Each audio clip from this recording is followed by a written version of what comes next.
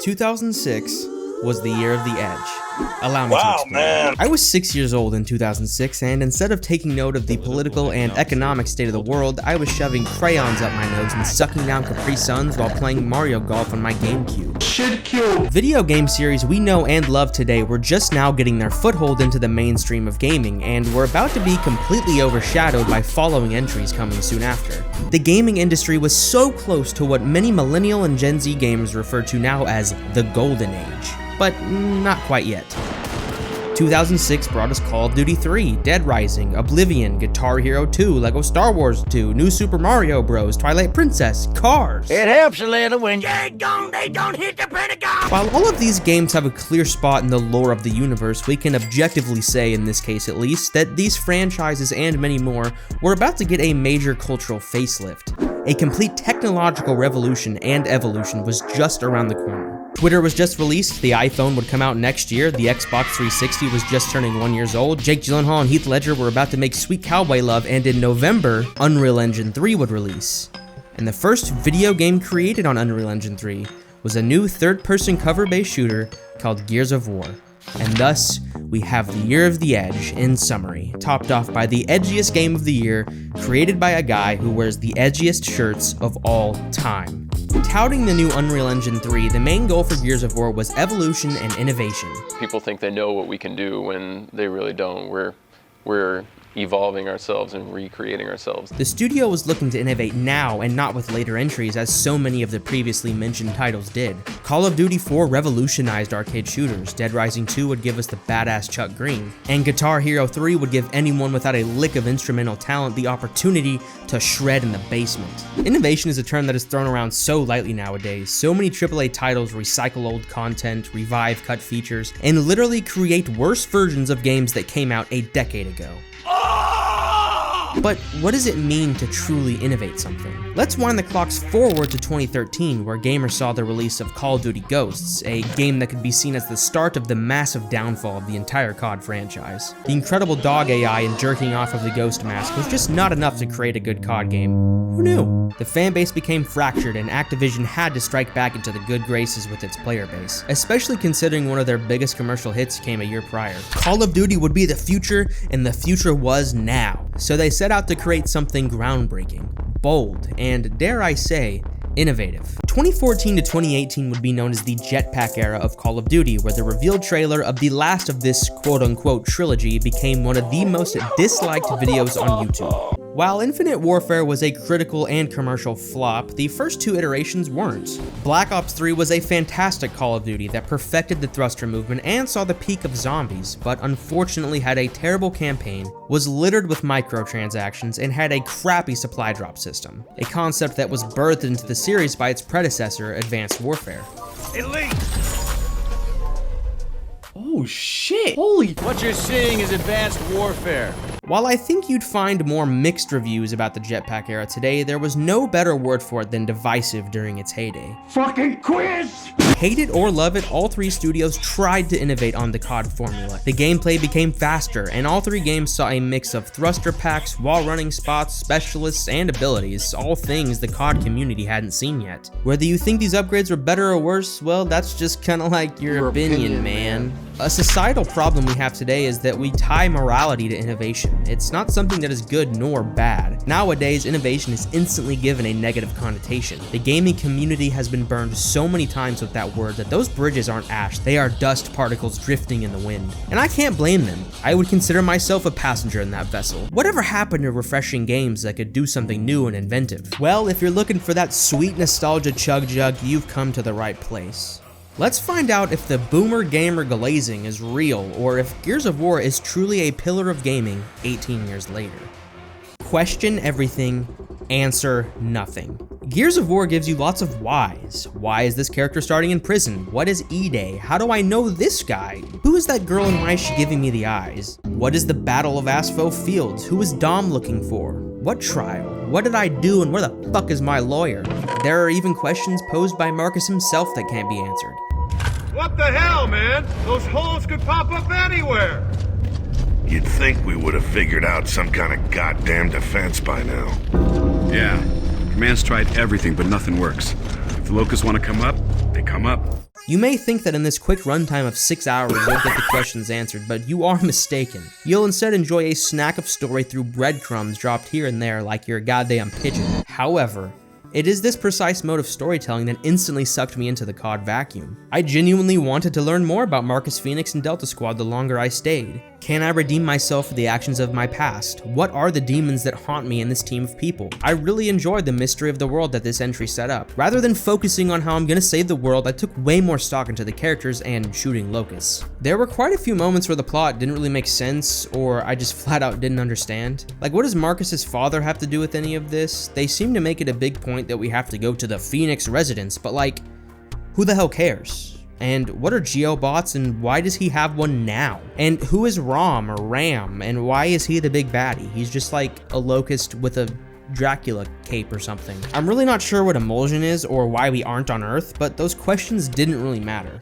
As I sit back, undo the old belt buckle, and puff my cigar, I can't help but think about the content of the missions rather than the banner of "Save the Planet" over my head. While saving the world is most certainly a horse beaten to death, I found myself more interested in the politics and workings of the world. Where are all the humans? What is planet Sarah? In Act 2, you come upon a people called the Stranded. I expected to be greeted with open arms as the saviors of Skid Row, but we got the cold shoulder. Why do the other humans hate the COG? These questions simply don't matter, but I was definitely interested in. Just shut up and enjoy fighting in a minecart or down a war-torn street or through an emulsion oasis. There is a beautiful progression of mission type and goals that ebb and flow as you continue your onslaught. At the start, you are simply a soldier looking for a lost squad that by the end is looking to destroy a whole nest of aliens from underground. Everything that happens in between is a test to you as a player. In Act 1, you learn how to play the game. In Act 2, you learn how to use the environment around you. In Act 3, you learn how to slow your pace and take down a boss. In Act 4, you learn how to defend a sector. And in Act 5, you put it all together for a final showdown on a train. Each act builds upon itself in a beautiful symphony of education, killing, and teamwork.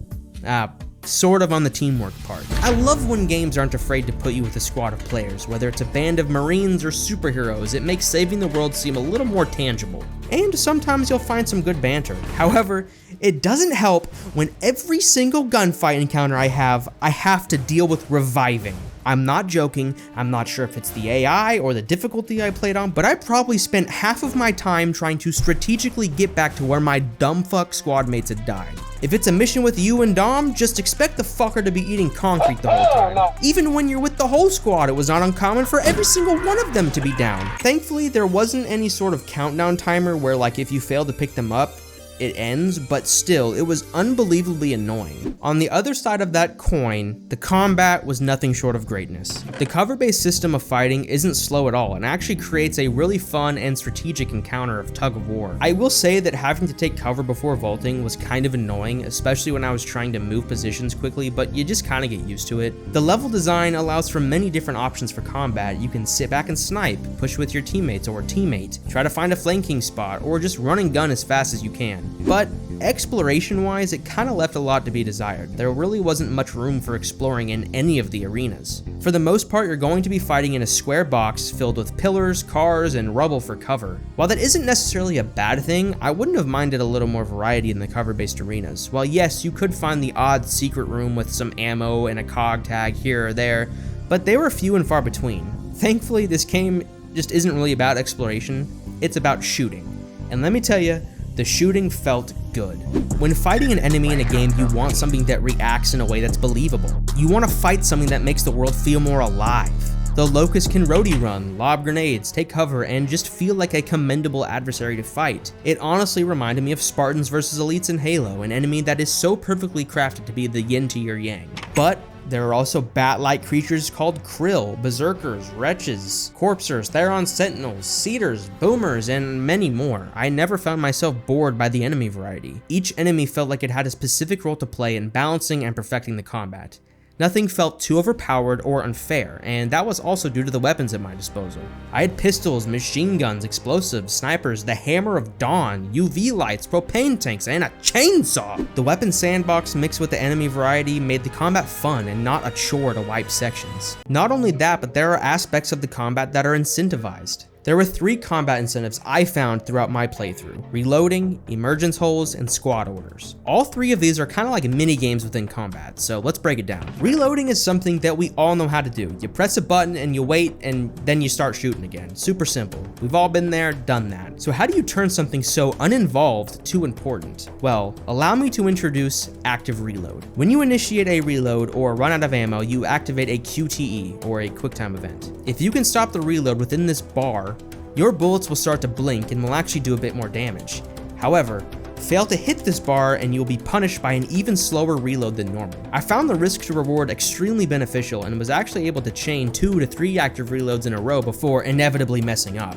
The active reload got me into combat so much faster, and eventually I got so good at it that it really just kind of became second nature. Another combat incentive is when emergence holes pop up around the arena. If you're quick enough to throw a grenade into the hole, you can close it up before an enemy even spawns. I absolutely loved this feature as it awarded my awareness, precision, and quickness. It became very important during the later acts to try and close these spawners, as it became really easy to get overwhelmed. While both of these incentives were incredibly useful, I found one that just didn't really work out. At the start of Act 2, you become the squad leader of Delta. The squad leader function seems simple in theory, but in practice, it was completely useless. I never found a reason to control, command, or even worry about my other squad mates, and that was because they were down a lot, and really the game kind of has you separated in different paths most of the missions. I see the vision, but I don't really fuck with it. Speaking of vision, let's talk about the camera. The cinematics in this game were inventive, stylized, and downright in the trenches. Most of the cutscenes between characters felt like I was watching something real. Like a B-Squad documentary team was on standby filming these massive dudes do badass shit. Not to get too nerdy on you guys, but it reminded me of a film called The Hurt Locker, which is a fictional documentary film that follows a bomb squad led by Hawkeye. There are wide shots, zooms, extreme close-ups, and lots of camera shake. The use of this style in both of these art forms creates intensity, tension, and immersion. If you take the chaotic frenzy of shakes, zooms, and pans out, I don't think you get the same effect. It was all deliberate, even down to the roadie run. Not only do the cutscenes and camera movements lend itself to a high level intensity, it also allows some sections for horror. There were numerous jump scares, sound cues, and eerily sinister looking areas. I thought most, if not all, of the attempts at creating something scary worked really well. While yes, you are going to get the classic cheap jump scare, they never really bothered me and were few and far between. What I really liked was the environmental horror and how it introduced enemies. Before the first time you meet the wretches, you see dark footprints on the ground, so you look down and track them, but oh wait, they start coming from the roof behind you. That was a fantastic way to subvert expectation, create tension, and introduce a new enemy. You know what else is scary? The graphics. Listen, I'm no graphics snob. I will take smooth gameplay over fancy visuals any day, but these graphics have aged kind of like milk. Now hold on, before you jump to conclusions, graphics and art direction are 2 different beasts. The art direction is characterized by a gritty and atmospheric portrayal of a war-torn, post-apocalyptic world. The game's environments are predominantly set in desolate urban landscapes ravaged by conflict, with abandoned cities and industrial complexes serving as battlegrounds. The art direction is phenomenal and has nothing to do with the graphics, trust me.